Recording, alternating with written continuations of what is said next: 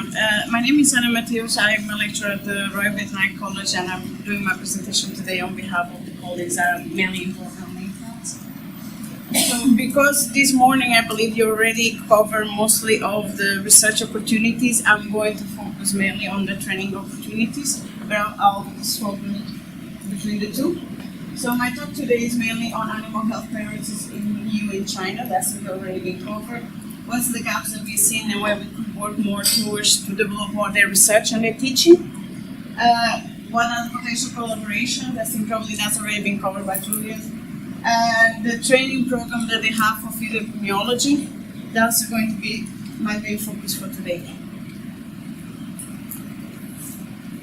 So as you know, there was a survey at the beginning of the LinkTADs project, and the survey asked both researchers in the EU and also researchers and also stakeholders and policymakers in China and the EU about what were their priorities.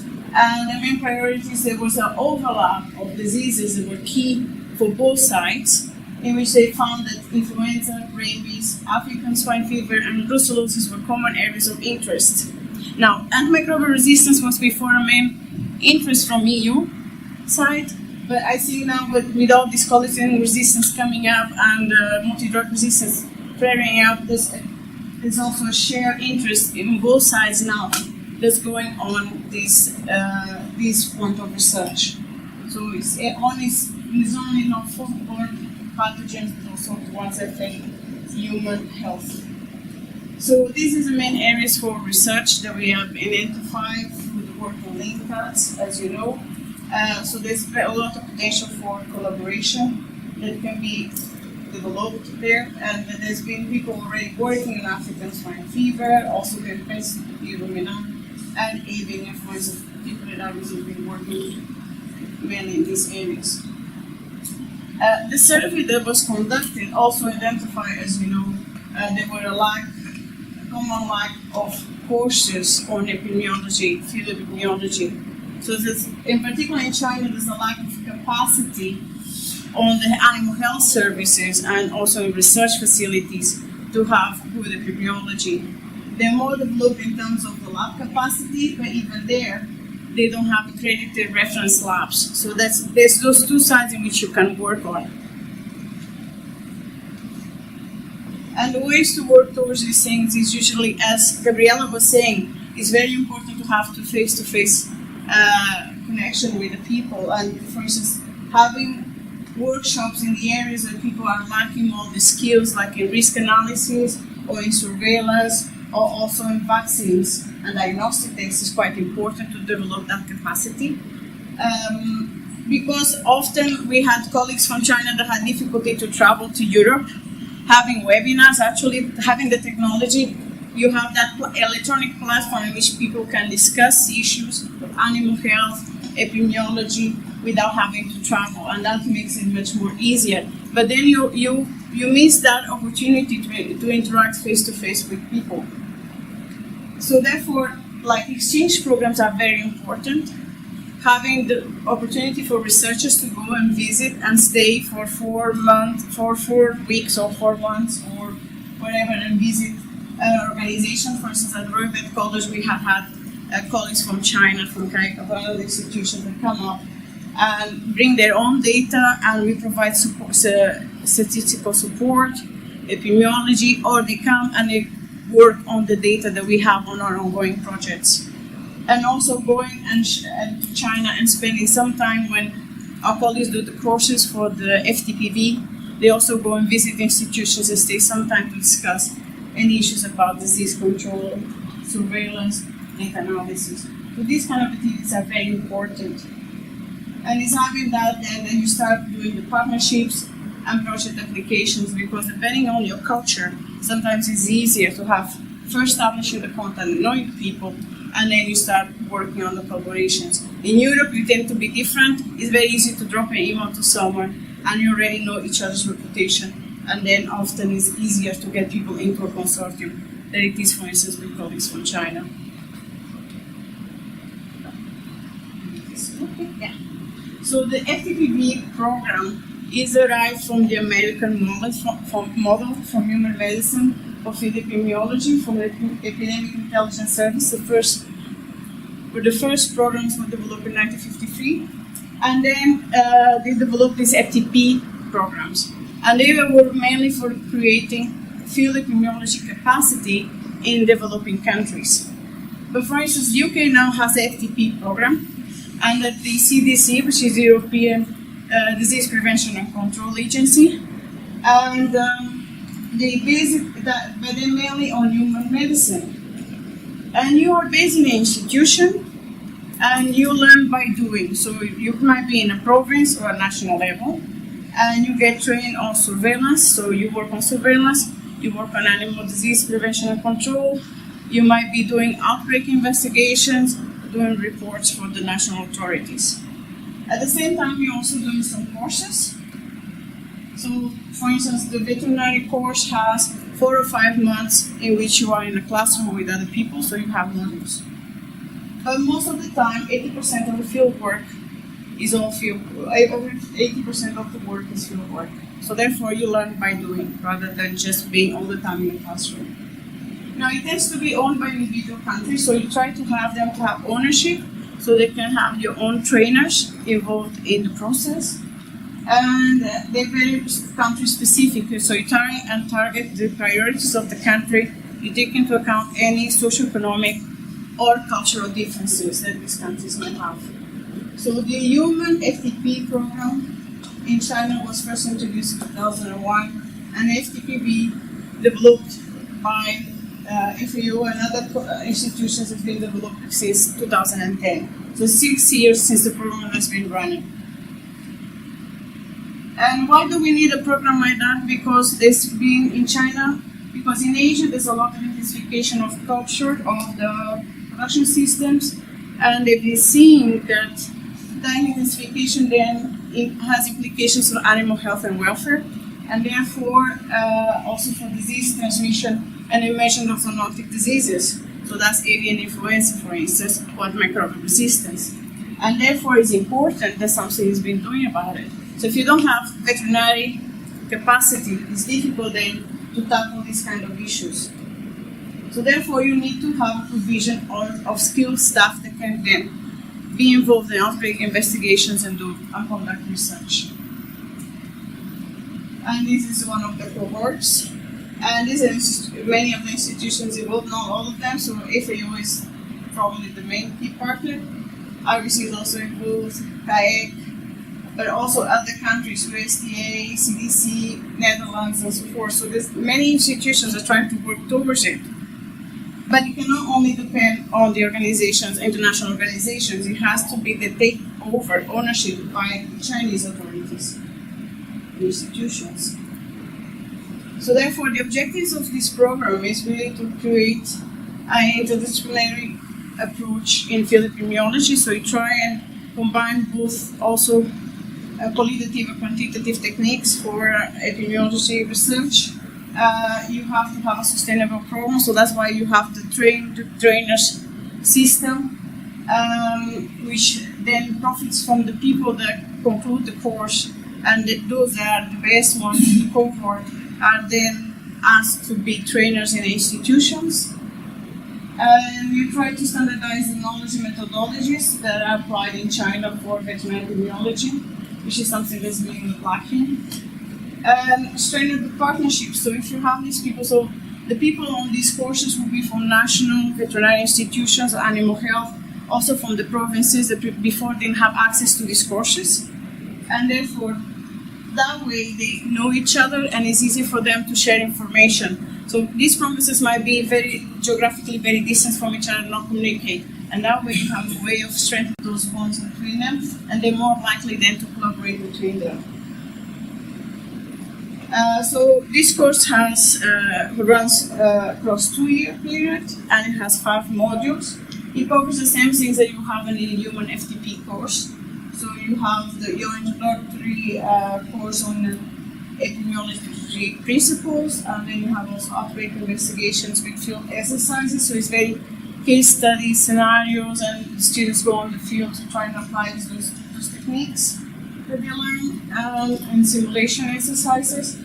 Then you have modules on surveillance, also risk analysis, because it's very important to have that component. And then they might also go into integration and advanced topics, so that might be mathematical modeling or other techniques of policy. And these are the 3 cohorts they've been so far. The third cohort just graduated, I believe. So you have people from the different institutions. So the first cohort is the blue, green is the second, and the third cohort.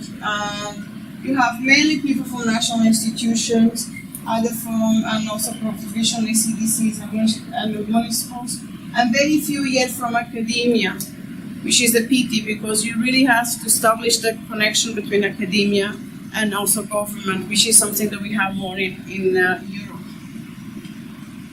And this is a training of trainers, so it's really important for a course to be sustainable, that you have, instead of having everybody coming from abroad and teaching you how we do it, it's better if you have the people that are able to train within your institution, because you're more able to deal with any cultural differences there might be. But of course, you need to keep monitoring and do evaluations periodically of the program, like for quality assurance kind of scheme, to ensure that this course has the quality as in other countries like Thailand that has similar course. And this was the differences that we see between the second and the first cohort in terms of the trainers. Before they were all from abroad or from international institutions, and now we have that almost a third of the trainers are actually from China. So that already makes a difference. So you have people within your institution who will be mentoring you and training you. The other thing as well is trying to make the links with the human epidemiology program. So there's been already one of these events in 2013. And it's really important to try and find, because many of, for instance, outbreak investigations and diseases that we deal with are zoonotic, and therefore when you're doing it, it's good to have a harmonization of the epidemiological methods and surveillance, so you can compare the data across between human and animal populations. And that's very important that they know each other, so therefore then you're more able to exchange information. And the other thing is that, as Gabriela mentioned before, we spend a lot of time training the young people, but you also have to train the people that's been on those institutions and never had any benefit from training programs. And also because they are the ones that make the decisions and sign the paperwork, so they are the drivers. So the policymakers, the senior staff, needs also to be trained on these epidemiological principles, so they can support the younger generation then, and then implement effective programs for disease control. Or else training the young staff will not make any difference. And the other point as well, that's almost finishing, is really on focusing on training, providing the similar training to people that work in academia. So you need to train the academic staff, because really, if you want to have a veterinary services that work well, you need to start training them from the undergraduate courses and start raising them awareness for how to do effective disease control and prevention, which sometimes in some countries that might be not efficient or not. But that's very important, because particularly when they arrive to postgraduate training, for benefiting for the exchange with European countries as well, and all the programs. And this is just an example of the research opportunity. So this was research that was conducted under the FTP. So there was this reemergence of H7N9 in China, and there were outbreaks and impacted severely the trade of the birds, and also closure of markets. There was also affected the food state security, and therefore it was really a problem. And the government officials involved the people that were already on the FTP network. And therefore that was good, because they supported then research projects to looking at, for instance, epidemiology, evolution of viruses, but also recognize our lack of training. And therefore training opportunities were created for value chain analysis, surveillance, and biosecurity. And that's very important, because then you're able, when you have this kind of collaboration between the government, veterinary services, and the ones that doing these courses. And also from outbreak investigation, like for instance the ones that have been conducted as part of the course, there's been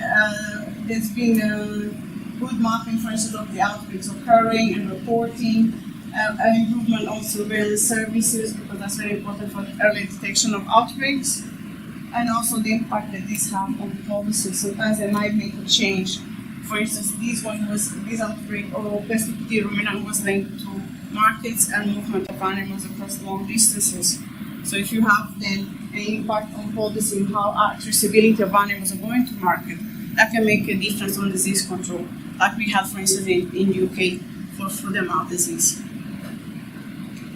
Okay, and that was my presentation. Thank you for your attention.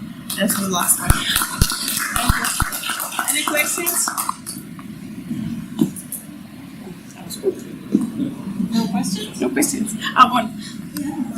No, it was very interesting to see that you are covering various aspects of, you say, better disease control and prevention. But generally, as part of disease control and prevention, there is a need to cull animals in some instances. Yeah. And I wonder if there is an element of that where there is training with delivers in the context of emergency killing and humane killing for disease control purposes. I know there have been talks covered as well, but if you're looking at a holistic approach for disease control and yeah, I know, the animal welfare, many countries have that issue, and particularly with even if there's been the culling of birds, it's always been an issue. What do? You put them, and some people just dig and put the birds alive and just cover it and say, that's my disease control, and that's your stamping out.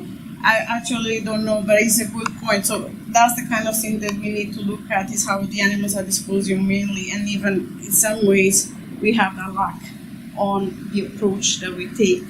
But I think they're starting to change in terms of perspective. We do get international students at Royal Vet College from China now, and they're starting to say, oh, we know that the welfare is not good in our country.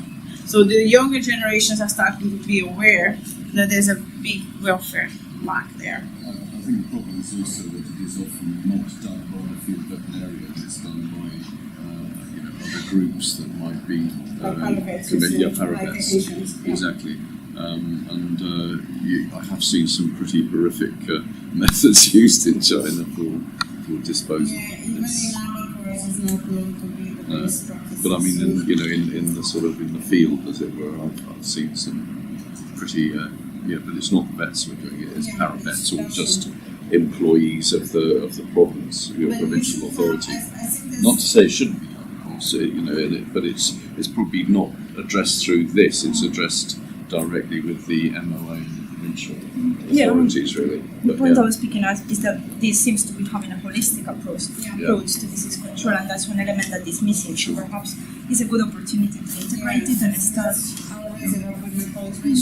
It needs to be integrated, and I think for paravets they should have like a veterinarian that coordinates and supervises what's happening. So you have a control of the welfare of the animals. Yeah, I did a week's course on sort of animal ethics, which covered that briefly, but there wasn't really much sort of take-up from the Chinese side about that. They were quite interested in the animal ethics in the context of animal experimentation, because they want to publish internationally, but other areas were not quite as much interest.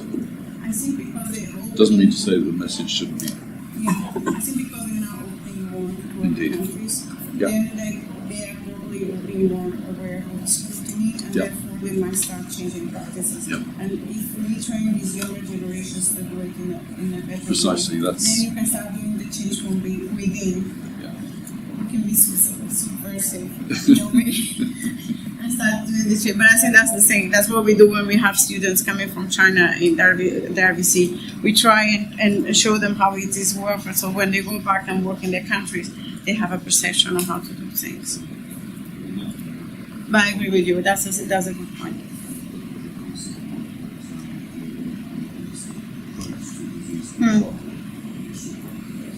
Yeah, I totally agree with you. Good point. All right. Thank you so much.